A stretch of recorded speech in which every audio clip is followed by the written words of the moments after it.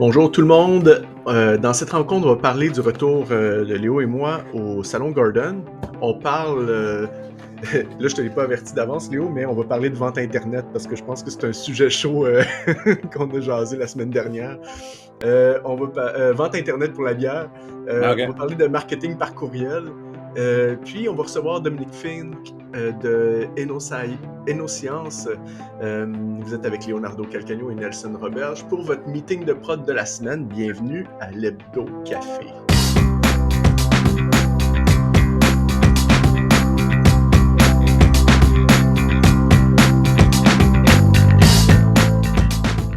Hello Léo, Salut, ça va, toi? ça va bien? Comment a été ton week-end? Bien, je pense. C'était du gros soleil, ça faisait du Ouais, bien. ouais, c'était bien. Il y a beaucoup de travail qui arrive, man. Disons qu'hier, j'ai pu prendre un peu de temps pour moi et la famille, mais après ça, on a beaucoup de travail, man, avant. Beaucoup de choses qui s'en viennent, bien occupé, man. Il y a pas mal de projets qui s'en viennent, là, fait que Ouais. t'as pas l'air content. Ouais, mais c'est comme tout à coup, le funnel, il rentre. On a un journal qui sort à la fin du mois. On a le mondial de la bière, on va faire un événement Une là-bas. Puis discussion, on a un autre journal qu'on veut faire, on a le répertoire des artisans du breuvage qu'il faut commencer à pitcher. c'est Il y a bien des Moi, petits... il faut que le concours de tu t'en vas à brasseurs. Halifax. Il faut que je pose le concours de brasseurs qu'on a lancé il y a un mois. Il y a quelques là-dessus. On a, ce qu'on dit, il y a 2 journaux qui s'en viennent. Il y a le magasin, c'est le magasin qui s'en vient fin du mois. On a ça. Puis, en plus, on a plein d'événements qui s'en viennent. Puis, il y a plein de meetings à faire. Ça va bien occupé, hein. Ah oui, ouais, ça va être bien occupé.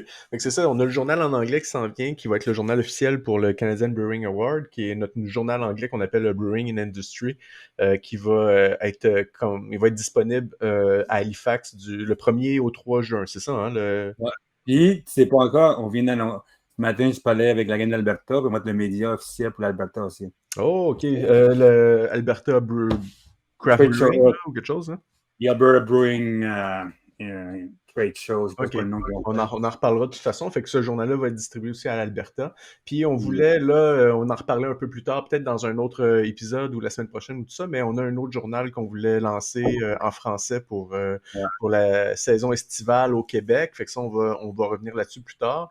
Sinon, si vous êtes un producteur de breuvage, vous avez reçu ou vous allez recevoir vraiment bientôt un email de ma part pour dire de remplir votre fiche pour notre répertoire des artisans du breuvage 2024, une publication qui va être imprimée puis publiée en novembre cette année.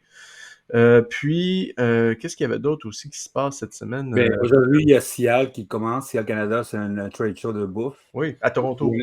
Et nous, on est commanditaire, puis on a un dossier là-dessus qui a commencé avec des entrevues ce matin.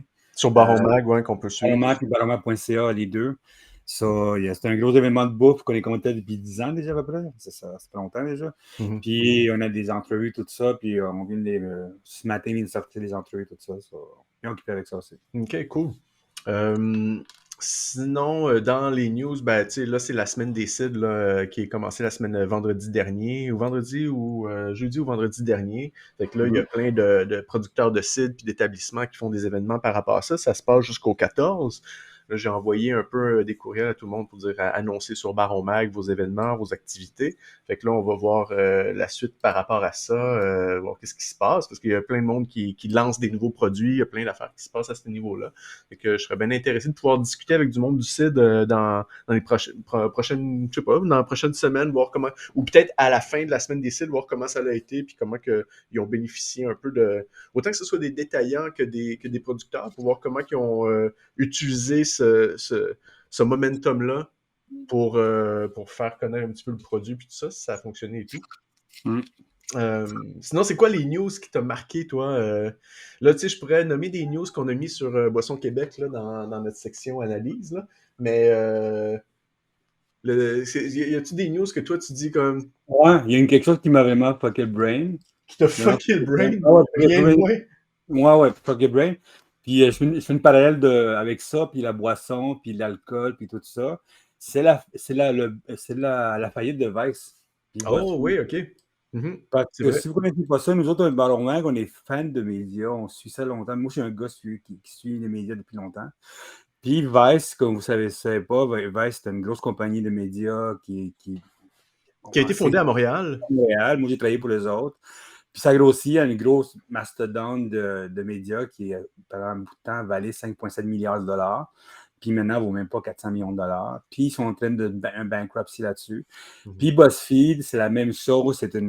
BuzzFeed, c'est gros bas. Vous connaissez ça. Ils font tant plein d'affaires de chatons, puis tout ça. Puis ils font des quiz de comment un artiste a l'air d'une bouteille, whatever. Ils font vraiment des affaires weird, eux autres, mais ça marche. Puis il y a une section qui s'appelle BuzzFeed News qui vient de tomber. L'affaire, pourquoi c'est important, cette histoire-là, c'est une discussion qu'on avait eue. Pourquoi je fais le parallèle là-dessus? C'est une discussion qu'on avait eue au début de notre conférence, vous autres, sur le contrôle de ton data à toi, le contrôle de l'infolette et tout ça.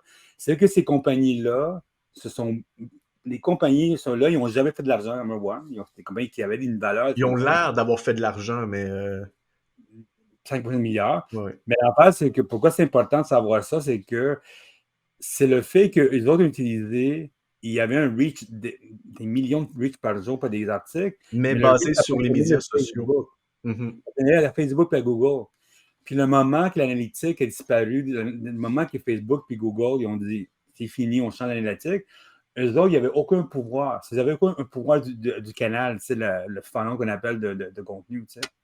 La fait, ce qui se passe, c'est que c'est une autre affaire qui arrive, disons au monde, il faut sortir des Facebook, il faut sortir vos affaires, au moins minimiser vos Ouais. produits là-bas. Si ça vient de là, c'est l'idée qu'on a beaucoup de monde me parle souvent là, quand je vais à des entrevues ou des rencontres, c'est comment utiliser son infolette, puis comment utiliser le moins possible là-bas. Ouais. Puis Facebook, puis Vice, puis Newsfeed, c'était ça, mais ça a été comme Google puis Facebook nous ont aidés à grossir. Ils ont vu où ce qui pognaient les affaires, le moment qu'ils ont été assez confortables. Ils ont coupé l'algorithme là-bas, puis maintenant, il appartient à rien. Vice, c'est pas le reach qu'il y avait avant. Nous autres, on a même fait à partir de Vice pendant un bout de temps. Mhm. Dans mon mag, ils vendaient pour nous autres de la pub il y a Ouais, ouais, quelques c'est années. ça.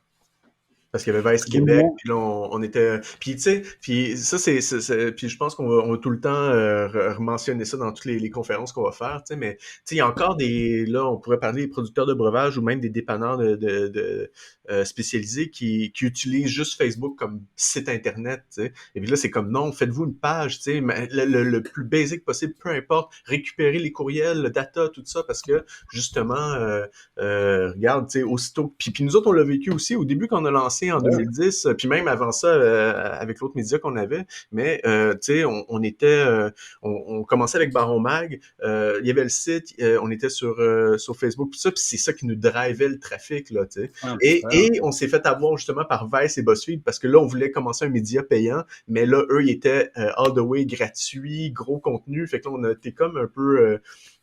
face à ça. Puis fait que là, on a remis notre contenu gratuit, mais on a vu nos chiffres monter de même en flèche pendant une période et tout d'un coup, justement, les réseaux sociaux, Facebook, puis tout ça, ils ont commencé à jouer dans l'algorithme et là, notre trafic a vraiment diminué. Et là, on a vu ça venir depuis longtemps, puis on essaie de travailler justement ce cercle vicieux-là, d'essayer de sortir des réseaux sociaux. C'est dur parce que notre trafic continue à venir de là quand même, mais tu sais, il faut entretenir justement la communauté d'une autre façon, tu sais. Non, puis aussi le fait, voilà le parallèle que je fais avec les brasseurs, comme tu dis, il faut une page, whatever, ou les détaillants, tout ça, c'est que c'est un peu comme le contrôle de la distribution, mais si tu laisses ta bière ou des produits à un distributeur à 100%, tu perds ton contrôle à 100%. C'est plus difficile. C'est plus difficile, c'est ça, la distribution, la vente, je comprends, c'est difficile. Mais tu laisses tu dis à le distributeur, contrôle mes affaires, t'es fait.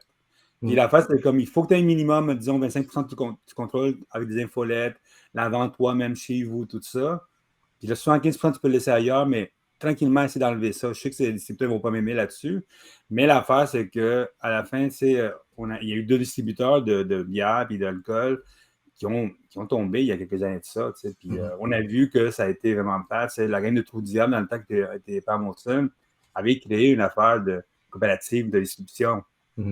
Ça fait toute faillite, puis ça fait toute une affaire, mais ça, je pense qu'il faut ça. Puis je pense qu'il Vice, puis Newsfeed, puis BuzzFeed, whatever, c'est un palette, c'est comme, essayez de contrôler votre data, même, parce que la journée que les gros majors, Facebook, tout ça, Puis notre amie, elle nous a, comment s'appelle la fille qui était avec nous autres, qui travaille, qui fait des réseaux sociaux, tout ça, elle était dans les conférences avec nous autres. Elle nous disait, tu sais, c'est comme, à chaque fois que tu mets plus de cash Ah, sur Cynthia, Facebook. tu parles à la conférence, oui, Cynthia Blackburn, oui. Elle est une consultante là-dedans, une spécialiste là-dessus, sur les réseaux sociaux, qui disait, chaque fois que tu mets plus de cash sur Facebook, plus ça te coûte cher après ça. Mhm.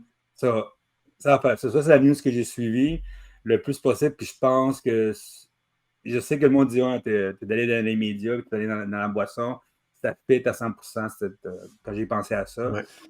Puis l'autre que j'ai suivi, man, c'est nous autres, on a le scoop que Je Bois Local a fermé ses magasins à travers le Québec. Ouais. Personne n'avait vu ça. Moi, j'ai vu ça à de Blues parce que dans mes recherches, j'écrivais un article sur notre dossier sur les festivals de bière, puis à de Blues, moi, je voyais que tout est fermé. Au début, ils m'ont dit qu'ils avaient un. J'ai checké partout, puis on fermait toutes les boutiques Mhm. de Je Bois Québec, Je Bois Local à Québec. Mhm. Pour ceux qui ne connaissent pas Je Bois Local à Québec, man, c'est vraiment c'est une place où tu achètes de la bière. C'est eux qui font le festival de bière, Festival de Québec, Ouais. Festival de partout. Mais la fermeture de ces magasins de bière, ça a été fermé out of the blues. Il n'y a pas eu de communiqué de presse, tout ça. Ben, je sais qu'il avait annoncé depuis un bout, on va essayer de faire le plus possible pour que ça marche, puis tout ça, mais tu sais, regarde, ça sonnait Ouais. déjà le fait que, regarde, il y a des difficultés, puis ça va pas bien, tu sais. Moi, j'ai eu le scoop parce que ça a vraiment été la recherche qu'on a faite à Out of the Blues. Puis on a annoncé ça, puis tout le monde était. C'est sûr qu'il y avait des brasseries qui savaient ça, tout le monde qui savait ça. Mhm. Mais ça a été un. Quand on a annoncé ça, nous autres, quoi, jeudi, même, puis le site a explosé. On a plein de Mhm. news, le monde capote là-dessus. Ouais. Parce que ça a été fait un peu comme caché, puis Ouais, c'est ouais. pas cool. Un peu comme la gang de la petite Fred qui a annoncé 2 fermetures dans le village, puis ils l'ont fermé sans dire à personne. Ouais, C'est ouais. comme. C'est- Je ne comprends pas, ça. Ça m'amène faire un parallèle, puis là on parle d'infolettes, puis tout ça, puis tu sais, la semaine dernière, dans l'autre Hebdo Café numéro 2, là, je te parlais comme moi, dans ma to-do de faire cette semaine, c'était de, de concentrer notre infolette, là, puis de faire du ménage, puis d'essayer de retravailler tout ça, puis j'ai commencé, t'as vu là sûrement, j'ai commencé à segmenter les infolettes sur les nouvelles sorties le samedi, les emplois le dimanche, puis ce matin, les nouvelles de l'industrie. Puis ça fonctionne super bien. Et mais la news puis le clic qu'il y a le plus, c'est sur les fermetures. Non, vraiment. Ça revient à ce que tu me disais l'autre jour. On s'écrivait sur Facebook, puis là, justement, tu me disais, tabarnak, tu sais, c'est comme, on annonce des fermetures et le monde sont bandés. Le monde, comme, ils partagent ça, ils regardent ça. Plus que n'importe quel autre, plus que des bonnes news, le monde, quand c'est des news de fermeture, le monde sont attentifs et, et Je c'est du clickbait pour les autres médias. Tu sais, on a des amis dans notre réseau Culture Cible aussi, que quand ils annoncent des morts, quand ils annoncent des affaires de même, c'est c'est le mort, ouais. contenu qui fonctionne le plus. Tu sais. Ouais. C'est triste, mais c'est comme ça. Mais le monde aime le blood, man. Le blood Le sport. drama. Ouais, mais la phase qui est intéressante, c'est que après que j'ai annoncé la fermeture, j'ai parlé avec des distributeurs, j'ai parlé avec des brasseries, j'ai parlé avec du monde des ventes, tout ça, j'ai parlé avec des vendeurs, tout ça. Puis ils me disaient, un des problèmes qui existent maintenant, c'est que l'expérience client, il faut que ce soit plus important qu'ils vendent uniquement de la bière. Tu ne peux plus vendre uniquement de la bière. Puis je ne sais pas quelle analyse qu'on peut sortir parce que Québec et Montréal, c'est deux marchés différents. Quand tu es en région, tu es le seul dépanneur du coin, c'est une autre affaire. On ne peut pas analyser ça en gros, mais l'analyse de gros que j'ai eue du monde qui vont envoyer le courriel, c'est que si tu veux réussir maintenant, il faut que tu aies une expérience différente dans l'affaire. Tu ne peux pas uniquement vendre de la bière et en espérant que petit Jésus vienne te vendre de la bière. C'est plus ça, mais il faut vraiment que tu sois impliqué dans ton côté local. Il faut que tu fasses des événements, il faut que tu t'amènes du monde, il faut que tu vas. Tu ne peux plus uniquement vendre un produit de niche. Il faut que tu vendes partout. Puis le bois local, c'est triste parce que le bois local, c'est un peu ce qui est arrivé avec la gang de Cheers. C'est comme distribution locale, tout est mobile. Le mobile, c'est bien cool, le mobile, c'est pour recevoir l'information. Mais avant ça, tu as besoin d'avoir du monde. Puis rappelez-vous que Je Bois Local avait acheté Cheers, le côté mobile de Cheers. Ça vient de là. Mm-hmm. C'est ça la news qu'on a vue, puis on va voir ce qui se passe. Ouais. Puis ça amène à la discussion que je voulais amener, que je te prends par surprise ce matin avec ça, mais on a eu cette discussion-là pas mal quand la MBQ avait annoncé comme quoi que il essayait de faire en sorte d'aider changer des lois pour que les microbrasseries puissent commencer à vendre, avoir un nouveau canal de distribution ou de vente qui était la vente Internet. T'sais. Puis ça Ouais. fait longtemps qu'on en jase, qu'on en parle, qu'on discute de tout ça, puis on se dit, OK, ben regarde, qu'est-ce qui va se passer avec ça, pourquoi? Puis là ben, les semaines dernières, quand justement la MBQ a fait cette annonce-là, là, ça a été comme, OK, c'est quoi le vrai combat de ça? C'est quoi, pourquoi, est-ce que ça va vraiment servir à quelque chose? Est-ce que ça va vraiment aider les microbrasseries? Puis c'est pas de dire que la MBQ fait pas bien de faire ça, c'est que la MBQ répond à ses membres. Puis là, ça veut dire que les membres ont demandé à dire comme, hey, on a besoin d'avoir ce nouveau canal-là. Sauf que, comme tu disais, puis tu sais, on n'avait pas vraiment un débat là-dessus, on était pas mal sur la même longueur d'onde, là, mais ça va servir à quoi? Et tout l'investissement qu'il y a à Ouais. pouvoir gérer ce canal de vente-là, parce que c'est un canal de vente direct, que tu dois faire des paquets, distribuer, livraison, blablabla, avoir un entrepôt peut-être juste pour ça ou pas. En tout cas, tout dépendant. Est-ce que c'est pas plus laborieux que avantageux? Pour moi, moi la face que la beauté d'être magazine à travers le Canada, nous autres, on a nos amis qu'on connaît, des brasseurs, des distributeurs partout au Canada. Puis, c'est la question que j'ai posée à tout le monde là-dessus, c'est comme, c'est quoi le coût de ça? Puis, quand on était à Gordon Show, on s'est parlé de ça. C'est que distribuer, c'est pas facile. C'est pas facile, c'est une business en soi.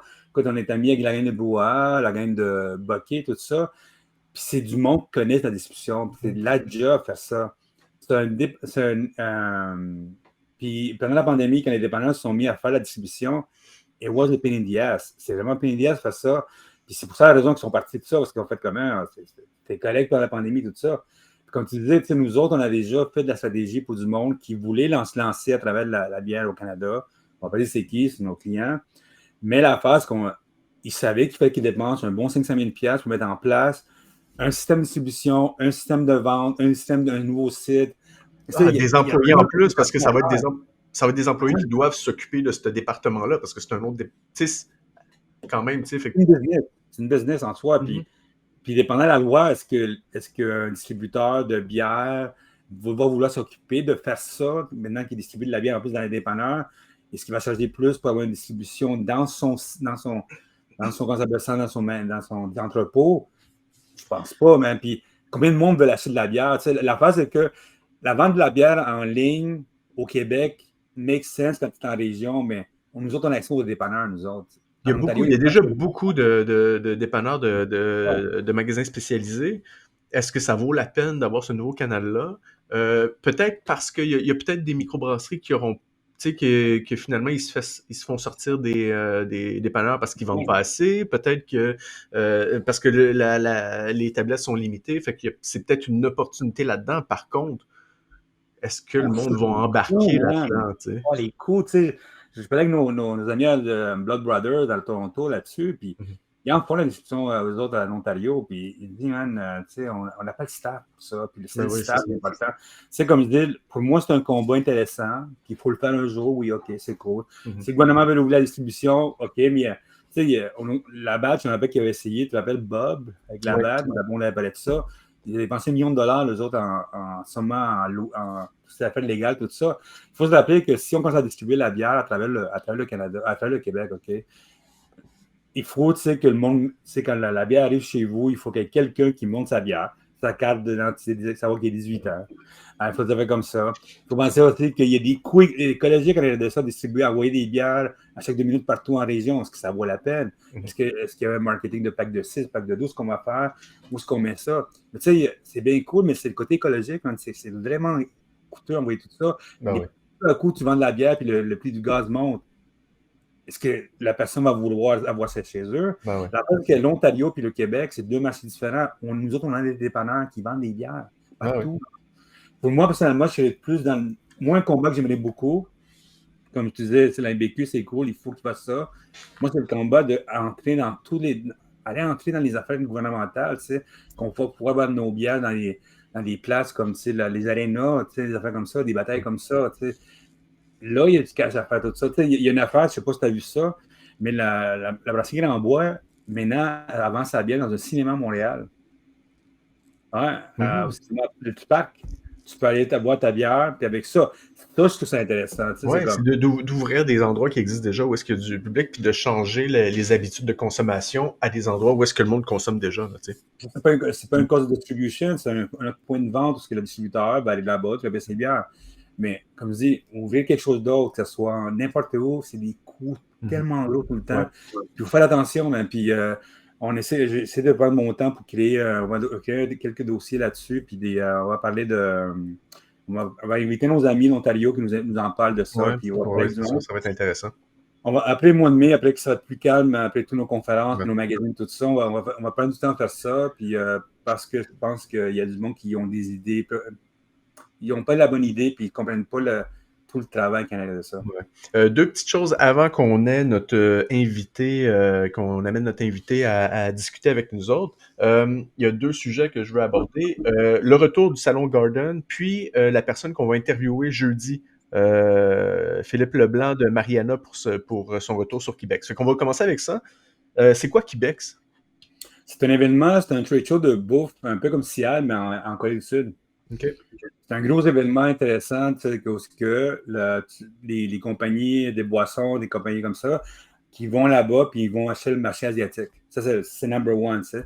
La Corée du Sud pour le Québec, c'est un très bon marché comme le Japon parce que autres, tout ce qui est érable, ils en veulent. Mais, tu sais, moi, j'ai de la famille Ouais. là-bas. Puis moi, chaque fois qu'ils viennent au Québec ou au Canada, le site de glace, ils en veulent, eux autres. Mais Ouais. ils sont prêts à payer l'extra. Moi, je leur donne, tu sais, on va acheter du site de glace tout le temps. Puis aussi, l'affaire, c'est que l'Asie aime beaucoup le Canada parce que le Canada, c'est vu comme un pays très propre dans l'alimentation. Ouais. Il y a des moments comme en Chine. Je sais qu'en Chine, il y a un problème d'amener du porc en Chine, tu sais, parce que les Canadiens vendent tellement de porc au Costco là-bas.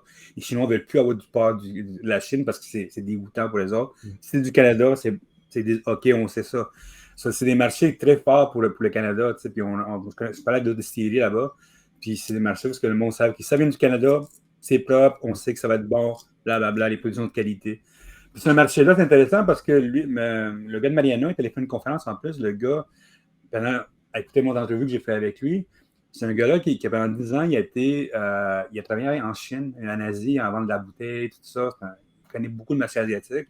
Il a fait une conférence sur qu'est-ce qui se passe, le Québec, l'Asie, tout ça. C'est intéressant. C'est pour ça que je voulais l'avoir avec nous autres. C'est un doute qui est bien sympathique, number one. Il se fait tant des bons drinks. Il y a une vision intéressante avec Mariana. C'est une belle Puis, entreprise. Mhm. ben oui, puis c'est un gars de Louisville. Puis en plus, tout va bien. L'année prochaine, on fait une conférence dans sa nouvelle place à lui à Trois-Rivières. Mhm. On Ouais, attend la c'est ça. construction.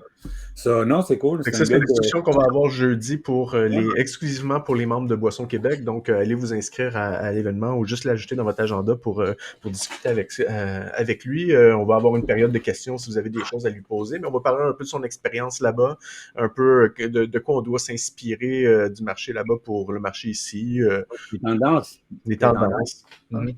Mhm. L'autre truc qu'il faut jaser, c'est qu'on est allé manger, se bourrer la face et boire au Salon Garden Ouais, Gordon, la semaine ouais. dernière.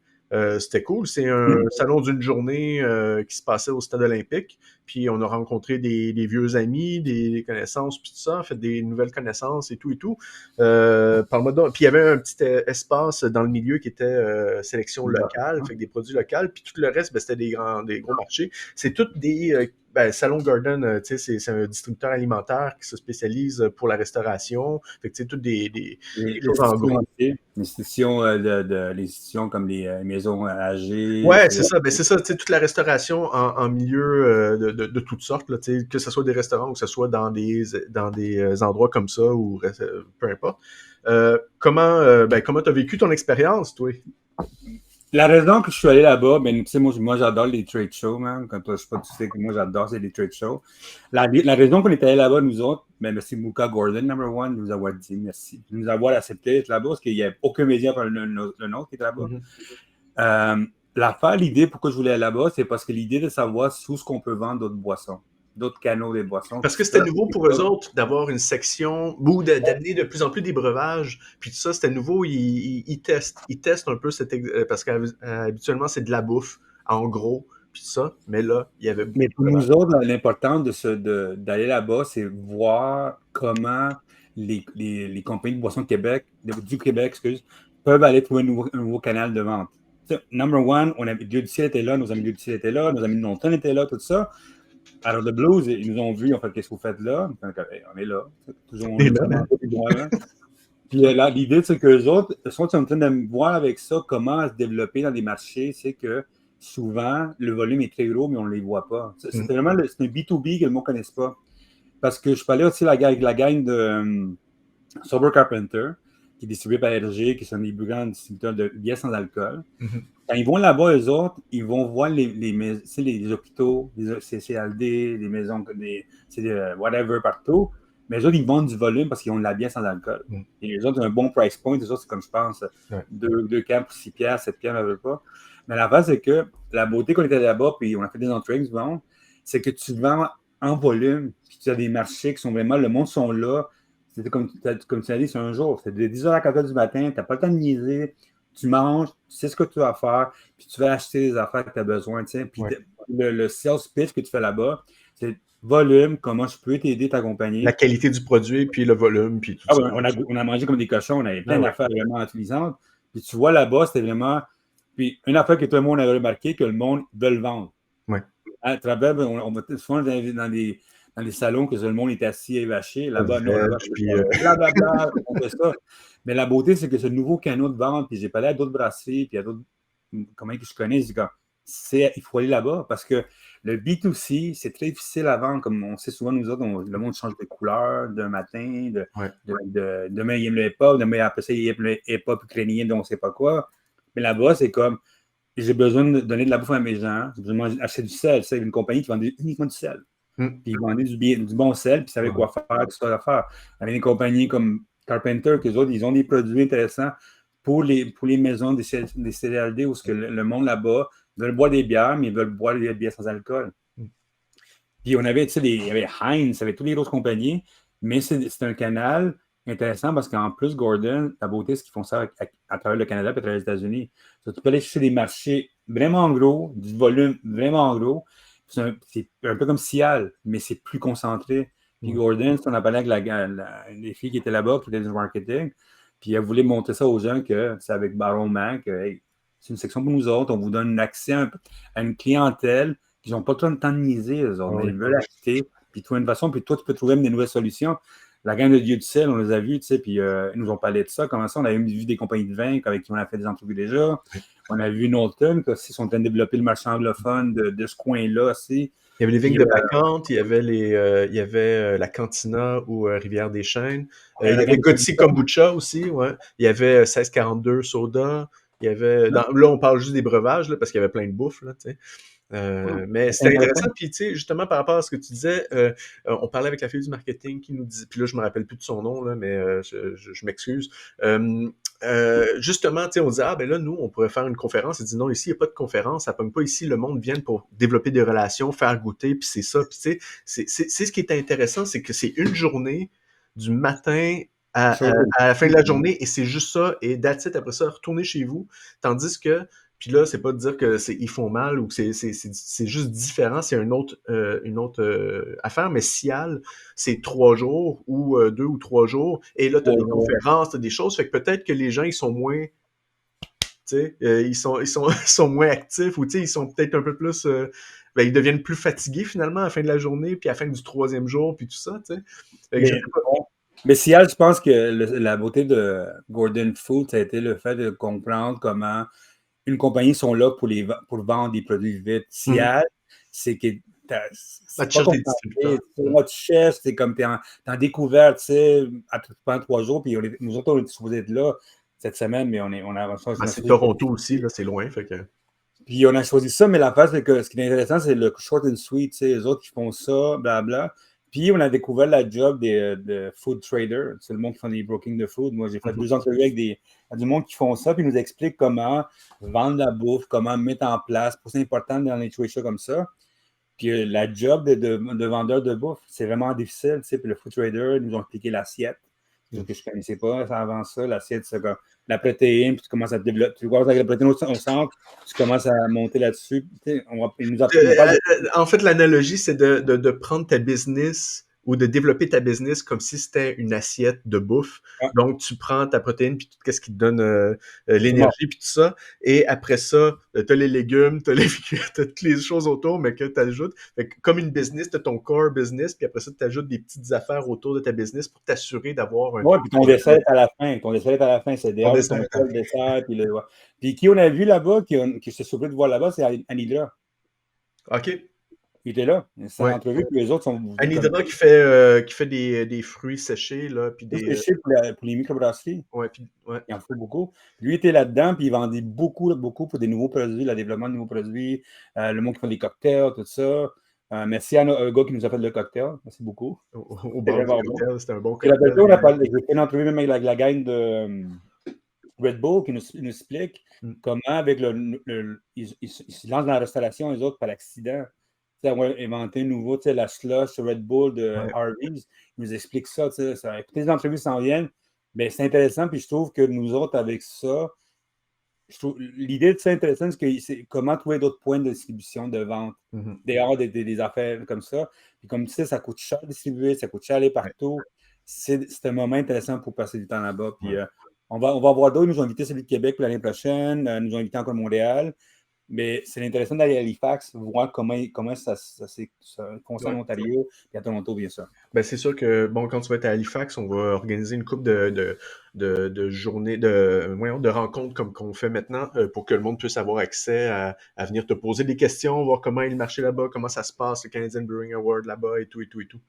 On va passer à notre deuxième partie du segment de cette podcast. Et là, Dominique était prête. Elle est venue se connecter tout de suite, tout de suite. Tu peux allumer ton micro. Super. Enchanté, Dominique. Bonjour, merci Alors, de me recevoir. Dominique de Nos Sciences, qui est un laboratoire, voudrais-tu m'expliquer? On y va straight to the point. Qui es-tu? Que fait ton entreprise? Donc, oui, moi, je suis présidente et cofondatrice du laboratoire Sciences. Donc, notre mission, c'est vraiment d'assister les producteurs là, dans leur production au niveau des analyses de laboratoire. Donc, on fait beaucoup de gestion de problèmes et c'est un peu ça le problème. L'idée, c'est de faire de la prévention aussi. Et donc, on est, dans le fond, une alternative privée au laboratoire de la SAQ. Ce qui est quand même un très grand avantage parce que, étant donné notre situation de monopole, il faut que les gens réalisent que leur seul et unique client, c'est la SAQ. Si la SAQ décide de pas prendre le produit, ben c'est fini, là. Bref, les gens peuvent pas vendre. Alors que nous, les clients, c'est les producteurs eux autres mêmes. Donc, on a intérêt à ce que les producteurs, que leurs produits soient top et que pour que quand ils vont arriver pour vendre à la SAQ, ben il n'y aura pas de problème. Oui. Et donc, on va faire toutes les analyses. C'est sûr qu'on a commencé nos sciences avec les analyses de vin et de cidre. On est en collaboration avec Œno Québec, qui sont des œnologues, donc qui vont faire un peu de suivi médical des produits, puis on est comme le laboratoire. Et justement, quand on commence là, avoir un accompagnement professionnel, ça l'évite de faire des grosses gaffes, autrement dit. Donc, on a intégré la bière peut-être 2 ans ou 3 ans après avoir débuté là, nos sciences. Et là, on fait beaucoup aussi les spiritueux. Donc, on a une activité au niveau de la chimie, donc tout ce qui est les paramètres physico-chimiques, l'alcool, le sucre, etc. Mais on fait de la micro aussi. Fait que c'est ça pour les brasseurs, c'est vraiment bon si on décide d'encanner ou d'embouteiller, parce que le contrôle pré-embouteillage, c'est vraiment critique. OK, c'est intéressant. Et quand vous avez lancé l'entreprise, c'était quoi c'était quoi le désir derrière ça? Comment vous vous êtes dit, ah, il y a un manque à ce niveau-là, on va remplir ce manque-là? Ou est-ce que vous vous êtes dit comme, comment vous avez créé, en fin de compte, à quel moment, puis c'était quoi le point névralgique de la création de l'entreprise? Bon, ben tu vois, moi puis mon partenaire Marco Larivière, on vient du domaine pharmaceutique. Et puis, en 2013, qui était la conséquence là, de 2008, il y a eu l'effondrement du milieu pharmaceutique. Et donc, après une bouteille de vin, c'est vraiment comme ça, on s'est dit, hey, on est-tu capable de tester ça, nous autres? Parce que là, moi, la compagnie pour qui je travaillais venait de fermer. Et puis là, on a fait des rapprochements. On est allé voir les œnologues de nos Québec. Et puis, pour nos Québec, nous ont dit, écoutez, il y a vraiment un manque dans l'analyse qui est précise puis qui est rigoureuse. Et donc, c'est comme ça qu'on s'est parti. On est allé voir en France... on est allé faire un pitch justement chez Laboratoire du Bernay, qui est un gros laboratoire en France. Et ils nous ont dit, OK, on va vous aider, on va vous backer. Fait que ils nous ont transmis les méthodes. Même à ce jour-là, on collabore encore et toujours. Et l'idée, c'est d'amener du professionnel dans les analyses de vin, de bière, de spiritueux. Donc, dans le fond, c'est ça, on ne vend pas nécessairement une analyse de pH, là. C'est pas ça qu'on vend. On vend la précision dessus. Tout le monde est capable de faire une analyse de pH, OK, on s'entend, mais l'idée, c'est d'assister les producteurs.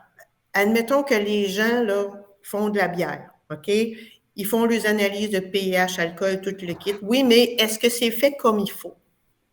J'ai des appels, ouais, mon pH n'est pas pareil. Oui, mais ça fait combien de temps que tu as changé tes solutions? Oh, ça fait une bonne dizaine d'années que je les ai. Non, tu sais, c'est ça, là. Ton pH mètre, es-tu calibré? Ben, je l'ai fait, là. Bon, mon électrode était séché un peu. Voyez-vous, là. C'est qu'à un moment donné, là, c'est beau faire des tests à la propriété, puis c'est correct, puis il en faut, mais il faut se faire contre-vérifier à l'occasion. De la même façon que nous, on se fait contre-vérifier parce que le laboratoire il est accrédité à la norme ISO. Fait que ça veut dire qu'il y a quelqu'un indépendant qui regarde nos résultats d'analyse puis qui vérifie qu'on est dedans, là, autrement dit. Donc, l'idée, c'est d'apporter aux gens que la qualité, c'est important. Ouais. Okay? Puis, je ne vous cacherai pas qu'on a de la misère à faire passer notre message. Ouais. Parce que le monde, ils disent, oh, on n'a jamais eu de problème, puis ça marche bien. Oui, mais la journée qu'ils ont des problèmes, ils arrivent ici en panique, là, alors qu'ils auraient pu faire une analyse bien avant pour éviter de jeter des litres et des litres de bière qui est contaminée bord en bord. Dis-moi, Okay? c'est quoi les problèmes les plus récurrents que tu vois? Que des gens qui arrivent et qui disent « Hey, voudrais-tu régler mon problème? Il est trop tard. » Right now. C'est beaucoup présenté, puis ça, c'est pas juste au Québec, OK? C'est mondial. C'est, j'ai vu, là, justement, des publications en Grande-Bretagne. C'est vraiment la contamination par les levures sauvages. OK? Donc, les gens, parce qu'on veut sauver de l'argent, on va repasser notre levure quand on va faire une bière. Peut-être 5, 10 fois. Mais à un moment donné, il y a une contamination par une levure sauvage et on voit de la refermentation en canette. Les canettes explosent. OK? Là, on arrive à l'été, là. Les brasseurs, je veux dire, quand même, qui essayent beaucoup d'être rigoureux, les gens vont laisser les bières dans l'auto pareil. Clairement. Et donc, est-ce qu'ils ont fait un test avant encanage? Ça, c'est des choses que le labo peut faire. C'est quoi ta spécification? C'est quoi? Est-ce qu'il y en a des levures sauvages? On a des milieux de culture pour regarder ça. OK? Et donc, ça fait une petite cloche pour le brasseur ou la brasseuse qui dit, OK, cette batch-là, peut-être qu'on va la mettre en cake et on va la vendre vite, mettons. On l'encanera pas. Je vous parle de ça, mais dans des dry hops, là, c'est un peu la même chose. Dans les dry hops, là, on va pas chauffer, OK, parce que c'est un dry hop. On ajoute des plantes par après. Et donc, ces plantes-là, ils ont de l'activité enzymatique. Et quand c'est encané, quand c'est à la chaleur, pendant un petit peu, là, ça va dégrader le sucre qui reste dans les dextrines qui restent et ça va faire des sucres pour une refermentation en canette. C'est pas pour rien que les grands brasseurs, ils vont filtrer les bières parce que ils vont gérer leurs risques. Ouais. OK? Mais il est possible pour les brasseurs artisanaux de bien gérer le risque aussi. S'ils font des vérifications juste avant l'encanage, dans le fond. Ça, c'est une première chose. Deuxième chose, on sait, là, dans le monde de la bière, ça bouge beaucoup. On entend des clients, moi, je l'aimais, cette bière-là, mais elle goûte pas pareil. Parce que le brasseur, il est parti, il a amené toutes ses recettes, puis il est parti ailleurs. Ça arrive tout le temps. Puis, c'est pas drôle pour une brasserie parce que le client, il est pas fidèle, OK? Ça change beaucoup. Donc, quand je parle, moi, à mes étudiants, là, il y a une bière sûrement faut qu'ils payent l'hypothèque. OK? Cette bière-là, il ne faut pas qu'elle change, dans le fond. Et elle, il faut se dire des spécifications. Elle n'est pas supposée d'être brune, cette bière-là. Comment ça qu'elle est brune? Bon, ben, je ne sais pas, elle est oxydée. Ben, ça, c'est pas bon, ça. C'est pas bon pour l'image de la compagnie. Donc, il y a des spécifications. La bière, il faut qu'elle soit en tant et tant de pourcentage d'alcool, telle et telle couleur, il faut qu'elle ait telle d'amertume. Mais ça se teste, OK? Avant d'encanner, avant de vendre, elle tombe-tu dans mon range, cette bière-là? Donc, ça, c'est des choses. Moi, je dis aux brasseurs, vous pouvez faire des batchs funky, c'est correct, même c'est souhaitable, mais il y en a une qu'il faut toujours qu'il soit semblable. OK? Faites-la vérifier pour être sûr qu'elle est correcte. Ben oui, mais dans n'importe quoi, même, tu sais, je veux dire, en marketing, si tu veux avoir ta business qui roule bien, que là, on parle des brasseries, parce que, bon, ils peuvent faire beaucoup de produits, mais dans n'importe quel breuvage, il faut que tu aies ton tu sais, ton produit fort, que le monde va te reconnaître, parce que si tu commences à faire, bon, tu sais, les microbrasseries qui se spécialisent dans un style, mais que finalement, ils font plein d'autres styles, puis que l'on les perd là-dedans, ben là, il faut que tu aies ton truc, Oui, puis moi, ce que je comprends pas, j'ai parlé souvent avec Dominique, tout ça, dans des événements, j'ai parlé souvent là-dessus. Puis je comprends pas que des brasseries ou des cidreries ou des whatever que notre boisson n'investissent pas investir l'analyse. Parce qu'on voit, nous autres, quand une bière est mauvaise, qui explose, comment l'Internet se met en feu contre lui. Tu sais, qu'on disait au début, le blood. On a vu ça. Je me rappelle que Riverbend, une fois ça a explosé, puis j'avais vu le monde capoter. On avait vu une fois le trou du diable qui avait ses excuses. Puis, tu sais, dans le temps, quand il y avait 100 brasseries, c'était correct. Mais maintenant qu'il y a 400 brasseries, 45 cidreries, tout le monde peut changer. Les Américains arrivent ici, tout ça. Pourquoi tu vas faire l'erreur d'aller envoyer des bières? C'est number one. Tu as une bière mauvaise, ta réputation est finie. Pas mal ça, souvent. Il faut que tu t'excuses. Après, tu reçois tes bières de retour. Il faut que tu crédites du monde, blablabla. Beaucoup de gestion. C'est comme cette gestion-là, pourquoi tu vas le faire plutôt que d'investir dans un cleaning tout de suite? Moi, je comprends pas. Puis souvent, quand ça arrive, on le voit, nous autres, oui, je comprends que c'est des coûts.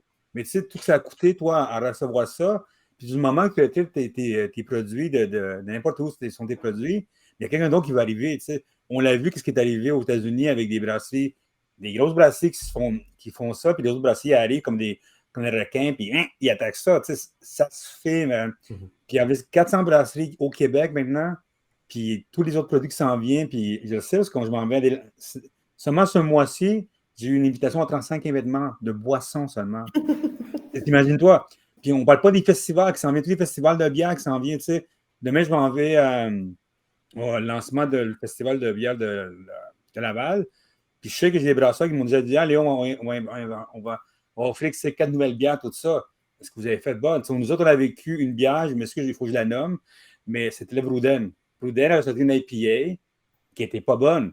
Puis on les rappelle qu'on a été... IPA sans alcool, quand il avait commencé, c'est sans alcool. Puis il y avait la roue, c'était wow. Je me rappelle, toi et moi, on avait fait wow.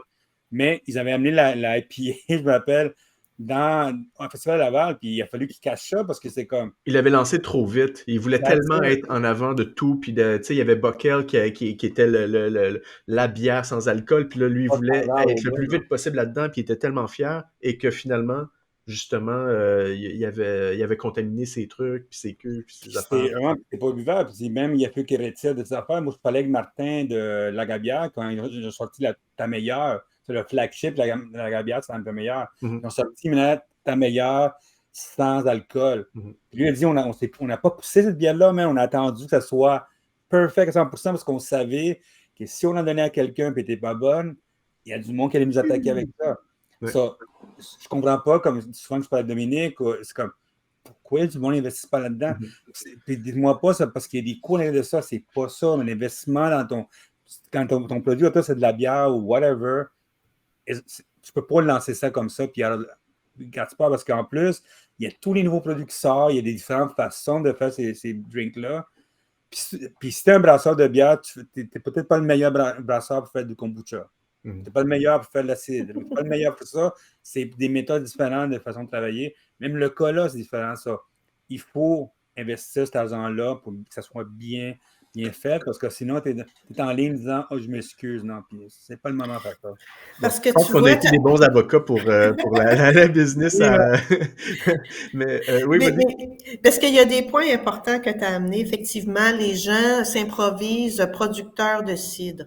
Les producteurs de cidre, là, les cidres sont soumis à une réglementation beaucoup plus sévère. OK? On n'a pas le droit d'ajouter beaucoup de choses dans le cidre. Donc, il faut que les gens aillent voir la loi. Je sais que c'est long, là, mais si vous pensez vraiment faire du cidre, puis vous êtes un brasseur, allez lire la loi de qu'est-ce que vous pouvez faire et que vous pouvez pas faire. Donc, par exemple, on n'a pas le droit d'ajouter du colorant dans un cidre. C'est interdit.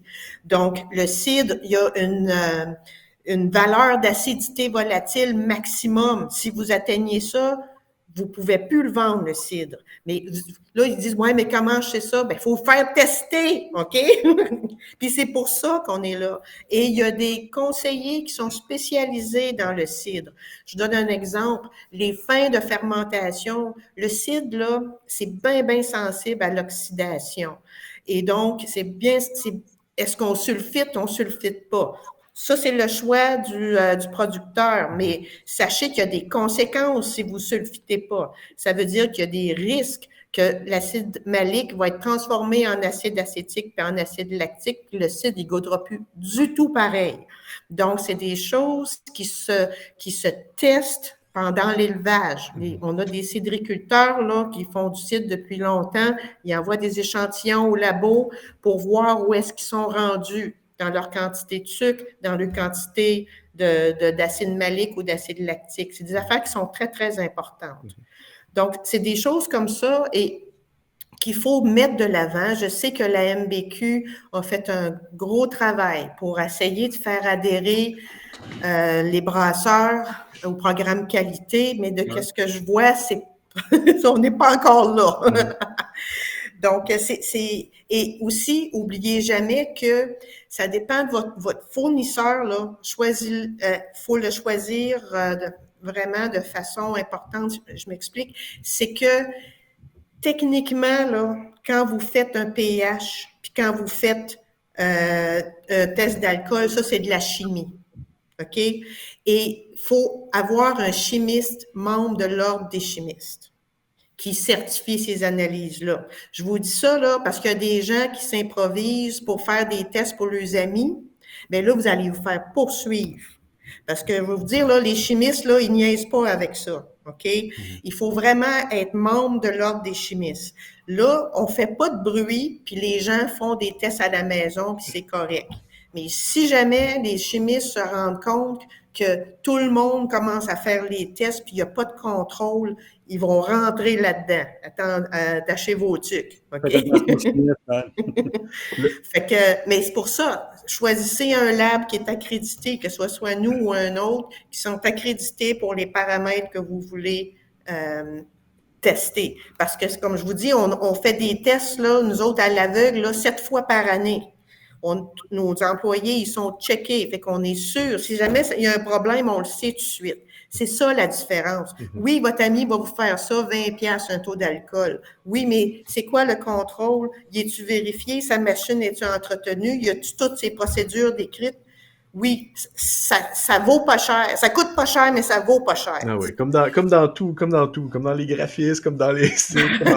Mais regarde, fait que là, on va passer à notre deuxième partie d'entrevue avec toi, OK?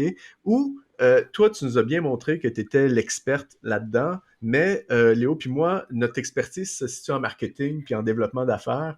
Et là, on est là pour, bon, je le dis grassement de même, mais pour que tu passes au cash au niveau du marketing. Oui.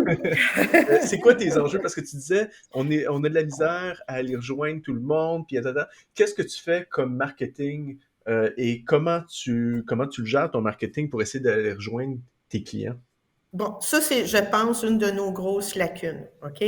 Tous les fois qu'on a essayé de développer de un à un, d'aller voir du monde, ça n'a jamais marché. Ça n'a jamais marché. Tu sais, c'est comme les clients, c'est comme des chats.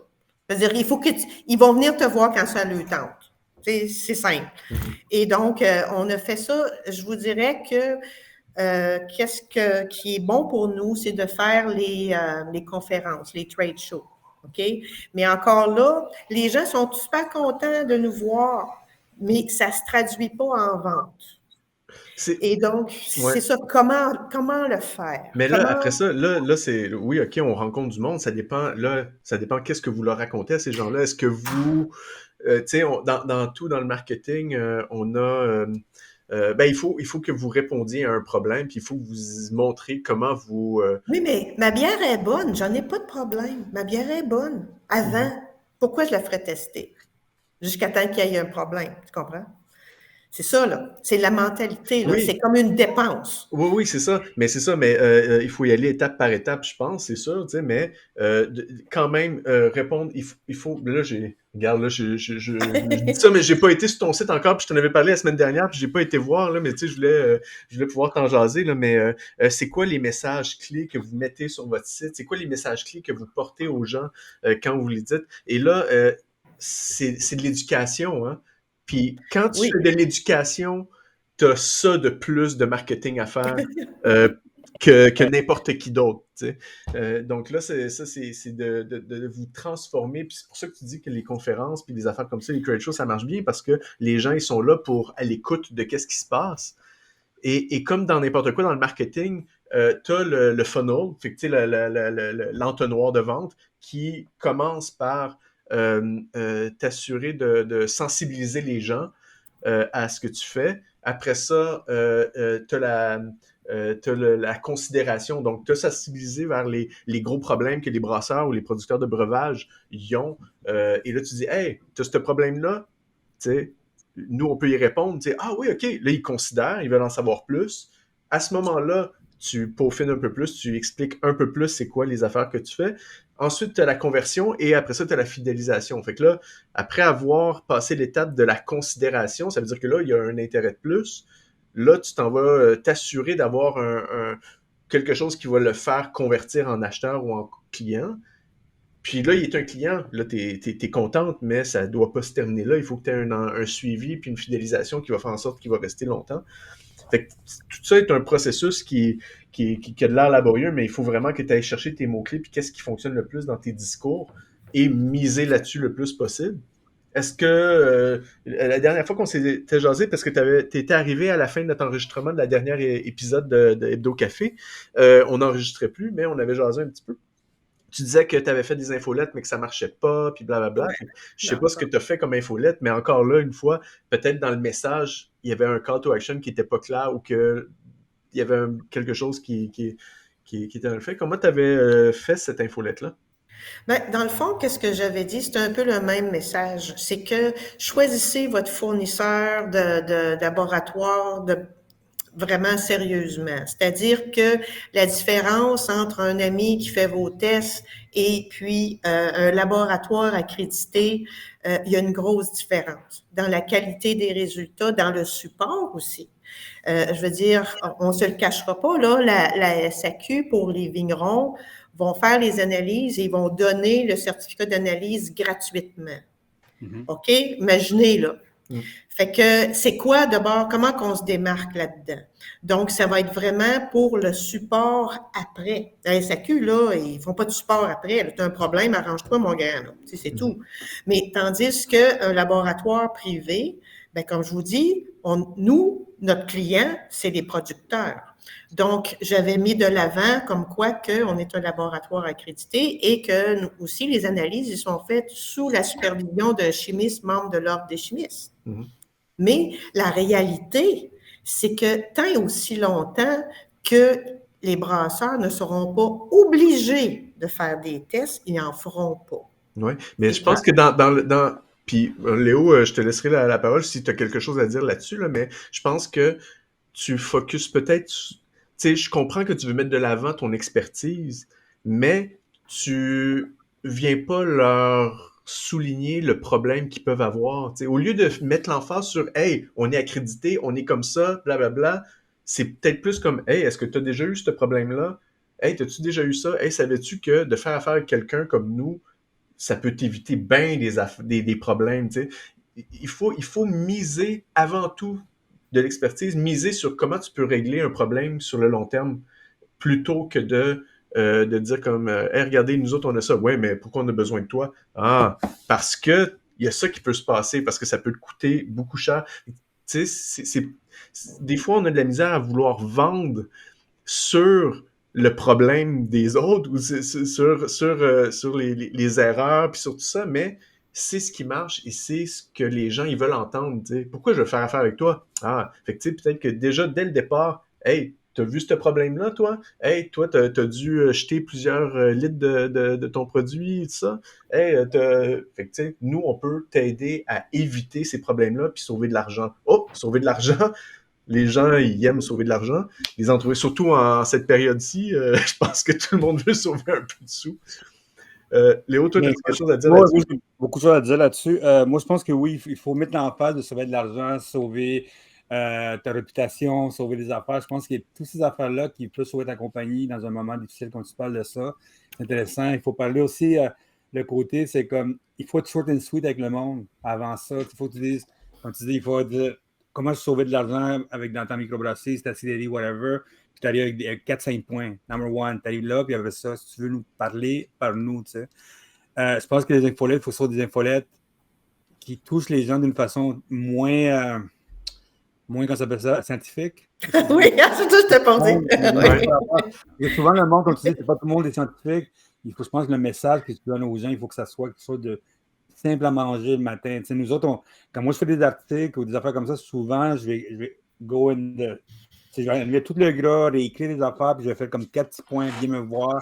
Va sur Boisson Québec pour lire plus d'affaires. Mhm. Je pense que c'est ça qu'il faut faire, tu sais, puis c'est pas pour tout le monde les infolettes d'une façon. Peut-être qu'il faut que tu fasses 10 infolettes différentes qui va toucher 10 personnes différentes, qui te fassent changer un peu le message, tu sais. Parce que quelqu'un qui fait de l'acide ne veut pas rien savoir qu'il fait quelqu'un qui fait un vignoble. Peut-être que c'est pas sa journée, quelqu'un qui fait quelque chose d'autre à ça. Puis bien sûr, les trade shows, écoute, les trade shows, c'est les meilleurs, c'est la meilleure façon de faire. C'est la place où tu peux demander des questions. Vas-y, fais-toi une guest list. C'est quoi tes problèmes? C'est quoi ces affaires? Blablabla. Bla, bla. OK. C'est pas quand je t'envoie un courriel, voici tes questions que tu m'as demandé, voici les solutions qu'on peut te donner, moi, des exemples de solutions. Puis bien sûr, il faut tout le temps réécrire. C'est comment tu visionnes chaque personne. Puis comme toi et moi, Dominique, on avait parlé beaucoup, c'est dans un domaine où ce que le monde veut comprendre quelque chose, les white papers, c'est la même chose au monde. En fait, c'est d'utiliser ton infolette comme ton vecteur de communication éducatif. Tu sais.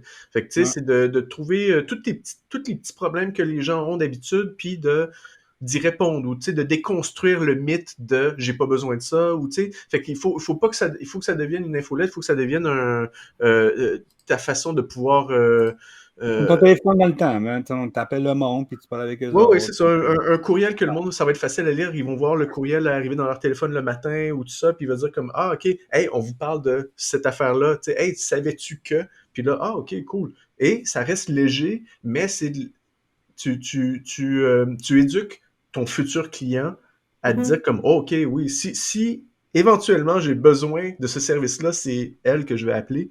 Et là, finalement, tu sais, en bout de ligne, ils se rendent compte qu'ils ont besoin finalement de toi dans le processus général, mais je pense que c'est ça qu'il faut, de la façon qu'il faut le voir, en tout cas pour ta façon, parce que tu sais, t'as de quoi de scientifique, le monde, il faut que ça soit un no-brainer, là, tu sais, dans 100%, ouais. la façon de faire. Easy to eat, man. Le plus possible. Man. Easy to eat. On va finir ça, ça fait 1 heure qu'on fait notre épisode. Merci beaucoup, Dominique, d'avoir été avec nous ici. Ouais. J'espère que notre discussion a été intéressante. Absolument, absolument. Ouais. C'était le fun, c'est notre premier épisode où on recevait un invité, puis ben, je trouve que ça s'est super bien passé. On a passé notre première demi-heure à dire des niaiseries sur l'industrie, et là, après ça, on reçoit quelqu'un pour déconstruire son marketing. Ouais, déconstruisons tout, man. Let's go, détruis tout. J'invite tout le monde pour ceux qui ne sont pas membres de Boisson Québec, à aller sur boisson-québec.com pour voir adhérer à notre nouveau groupe d'affaires. Oups, Léo, il a foutu le camp comme ça, lui. Il est parti. OK. Ah, il revient. Il a pesé sur le mauvais piton. Dans son computer qui a fait un bug. Il y avait un autre rendez-vous, puis il y a bon. Ah, OK. Donc, c'est ça. J'invite tout le monde à aller là-dessus. Si vous voulez adhérer à Boisson Québec, allez remplir notre formulaire, tout ça. C'est un groupe d'affaires où on essaie d'aider les entrepreneurs dans leur communication, dans leur veille stratégique, puis de créer du réseautage. Donc, en faisant découvrir les membres par des entrevues comme qu'on fait ici à Hydro-Café, on va faire des discussions un peu partout dans les événements. On a plein de projets, plein de choses qui se passent. Fait que tout ça. Sinon, suivez Baromag. Dans Ballon, c'est le mondial. Dans Ballon, c'est le mondial. Viens nous voir. Il y a le mondial bientôt où est-ce qu'on va faire une conférence, des discussions sur les tendances, des choses comme ça. Puis suivez sur Baromag si vous voulez avoir des news sur l'industrie. Si vous êtes un entrepreneur qui a des nouveaux produits à présenter, nous, on a plein de services tout clé en main, forfait d'activation de produits que vous pouvez venir sur le site pour qu'on vous aide à faire la promotion de vos produits, tout ça. Là-dessus, ça va être une grosse semaine. C'est une grosse semaine, plein de soleil, plein de chaleur. Ils vont boire et ils vont... Ouais, non, qu'est-ce que tu as bu, toi? Oui, OK, c'est la dernière. Regarde, on va faire un tour de table. Dominique, qu'est-ce que tu as bu? Commence, toi. Qu'est-ce que tu as bu, toi, Léo? Moi, je veux Dominique, notre invité, number one invité. Qu'est-ce que j'ai bu en fin de semaine? Qu'est-ce que tu as bu ce week-end? J'étais dans un parc avec une bonne bouteille de vin rosé, là. Compagnie? Sais-tu, je m'en souviens pas très. Un bon rosé. Oui, mais on avait une bouteille de blanc aussi, un Sancerre, qui était très, très bon. Et puis, non, ça a été une super fin de semaine de pique-nique et d'être dehors. Ça a été vraiment bien. Ça. Toi, Léo? Moi, j'ai eu 2 jours de sangria. C'est hardcore. Ta sangria maison que tu te fais, là. Oui, sangria maison, puis bien sûr, du vin québécois qu'on a appris. Pour faire ça, il y a une nouvelle vin qui vient de sortir, c'est pas le petit bouchon, qui s'appelle comme ça. Le chaperon bouchon, on l'a fait comme ça vient de sortir. Très bon vin, la gamme de Symbiose qui sort ça. C'est nouveau, vraiment bon, bon prix. Puis, bien sûr, avec un peu de mango, puis un petit peu de orange, quand ça s'appelle liqueur à l'orange québécoise. Elle a gagné 3 lacs. On a fait avec ça. C'était vraiment bon, ça. Puis, c'est vraiment. J'ai pas bu de bière. C'était weird. C'est une des rares fois que j'ai pas bu de bière cette semaine. Puis, c'était qu'on avait bu de sangria, tout ça. Puis, j'étais supposé aller aujourd'hui boire de la bière américaine, mais je suis pas allé. Je suis supposé aller à Nashville, mais next year. On s'est fait un cocktail avec zeste de distillerie Mariana qui était très, très bon. Parce qu'on en reçoit des fois, hein, puis des fois, on les utilise. Oui, c'est ça. Nous, on a bu de l'alcool de Mariana à Gordon. Oui, c'est ça. On avait vu un whisky sour, puis d'autres choses. Ah non, il y avait le nouveau breuvage aussi. Oui, c'est ça. Il y avait le nouveau breuvage à l'ananas et tout ça qui vient de sortir, là, qui était très sucré. Je pense que ça va pogner, mais bon, pour moi, c'était un petit peu trop sucré comme drink. Sinon, moi, j'ai essayé quelque chose qui était vraiment pas sucré, puis c'est un nouveau produit de vignoble Nival, qui est eau de vin, finalement, qui est une nouvelle tendance dans les vignobles. En tout cas, il y en a quelques-uns qui sortent des canettes, mais c'est pas des vins en canette, c'est des assemblages de plein de choses. Il y a du jus de pomme, il y a le marc de raisin, mais ils rajoutent de l'eau, puis tout ça. Fait que c'était très peu alcoolique. Très peu, c'était 4% peut-être, mais c'était très léger, c'était super léger. Je sais pas si, tu sais, toi puis moi, Léo, on aime les affaires qui goûtent fort, là. Fait que ça, je suis pas sûr que tu vas triper là-dessus, mais c'est un super produit de parc puis de rafraîchissement. Mais tu te rappelles que je t'avais parlé on avait été à la conférence de cidre puis de vin à Drummondville, puis je t'avais dit, tu sais, que le mix de bière puis de vin puis tous ces mix weird qui s'en viennent, à l'Europe, il y en a beaucoup. Tu sais, j'ai parlé avec un ami qui a fait une conférence maintenant à Barcelone à la fin du mois. nos amis du Festival de Barcelone de bière là-bas. Eux, ils ont une section de brew quelque chose, un festival là-bas. Puis ils me parlaient de la tendance en Europe, c'est vraiment le mix de bière puis de vin ensemble. Ça s'en vient. Puis ton affaire à toi, quand tu me l'as montré, je suis allé un peu partout, puis c'est vrai. Mais ce que je vois, c'est ça, c'est qu'il y a aussi la gang de lieux communs qui font ça aussi, qui ont sorti plein de canettes où c'est un mix de cidre et bon, je sais pas si c'est du cidre, mais en tout cas de pommes et de raisins. Je trouve que, puis tu sais, que Nival a lancé ça, tu sais, qu'on se disait, ah ben, tu sais, les vignobles, puis là, on va terminer là-dessus, sinon le podcast finira jamais. Mais, tu sais, on se disait, les vignobles, ils ont la seule façon qu'ils peuvent croître, c'est en plantant plus de vignes pour faire plus de production, mais ça devient une alternative à dire comme, OK, bien, regarde, on se garde une portion de notre vin, de nos produits, de nos raisins, puis on crée des produits dérivés qui mélangent d'autres affaires, puis là, ils peuvent avoir des déclinaisons, puis plein d'affaires qui sont plus accessibles peut-être et qui peuvent avoir plus de facilité à se distribuer dans des panneurs, puis à plus petit prix, puis des choses comme ça. Fait que je trouve que c'est une avenue intéressante à regarder, en tout cas, à voir comment que ça va se dérouler à ce niveau-là. Et sûrement qu'ils vont avoir besoin de scientifiques pour analyser les choses, parce qu'ils vont mélanger plein d'affaires ensemble. Et un kombucha qui explose dans les parcs, tout ça, là, de blues, man. C'est un bon point, parce que ces produits-là, vu qu'il y a moins d'alcool aussi, sont sensibles s'ils sont pas pasteurisés, là, au changement de goût au niveau des micro-organismes, là. Et donc, c'est une bonne chose de faire des tests. Une fois que si c'est pasteurisé, de faire un test pour être sûr que la pasteurisation a bien fonctionné. Parce que c'est des produits, étant donné les produits sans alcool, mais là, l'alcool a plus d'effet protecteur, là. Donc, effectivement, mais moi, je trouve ça super intéressant. Les piquettes, au début, j'étais pas trop convaincue, mais c'est des boissons qui sont fraîches, qui sont des altérantes, qui sont moins alcoolisées aussi. Fait que c'est intéressant comme produit. Alors là-dessus, je vous laisse. Je vous souhaite une super belle semaine, puis on se reparle lundi prochain, même heure, même poste. Excellent.